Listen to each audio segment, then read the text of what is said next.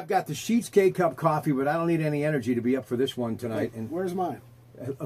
One more for Joe Kopp, the senior producer, of course, at News Radio 1020 KDKA. And as our news director was walking out of the building, he was going to talk hockey with me, but he's had a very busy day. But I want to begin with you, and tonight, Murray as opposed to Fleury, and that's what Joe DeSteel was talking about moments ago. Well, how can you go wrong? You got a Stanley Cup champion either way you go, right? So, but if you look at what we dug up today, the numbers for Fleury in Ottawa, not good.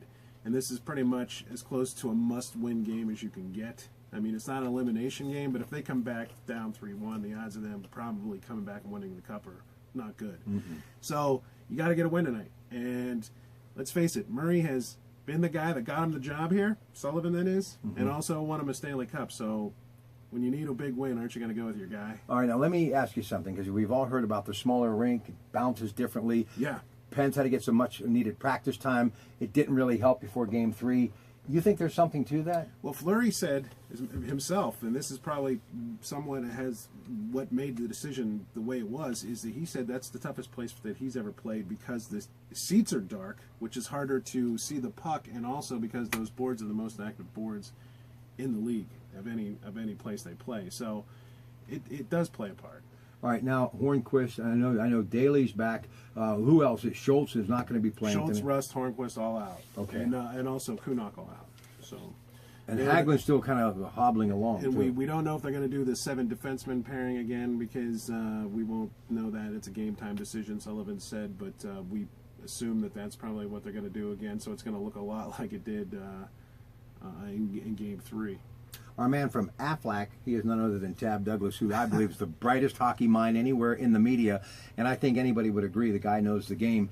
He'll be in over the weekend, I'm sure, 93.7 The Fan. Mike Dudurich will be here tomorrow with the golf show. He's incredible, folks. The AT&T Byron Nelson underway in Texas right now, and you've got some NFL news with the Steelers, and you've got the Pirates and Phillies tonight. Bucks get back-to-back wins against Washington. The Bats have come to life. Trevor Williams this evening after 7, 93.7 The Fan at the ballpark, PNC, that incredible ballpark. Jack Zarinzik and, yes, Chris Mack Daddy will be doing their thing along with Tab Douglas as well. We also have afternoon baseball tomorrow. It's a 4 o'clock game tomorrow.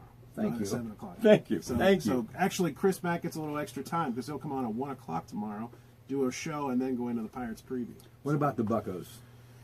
Well, up until the last couple of days, there was a lot of concerns, but the Bats have come alive. They're within striking distance. Yeah, the pitching has kept them at least in the mix, so to speak, and if they can actually hit, they'll be all right. I mean, nobody expected that they were going to deal with all these injuries and also have a guy get suspended for half the season. The only one that I might say that they could have prepared for a little bit was the Jung Oh-Gung situation because they kind of knew that there was a chance he wasn't going to get back in the country. I'm kind of curious. Have you ever mentioned to Josh Miller in the parking lot that you're a Denver fan? Because I thought maybe he could punt you out of the parking lot. I mean, he is, and I admire that because who doesn't love John Elway? I mean, come on.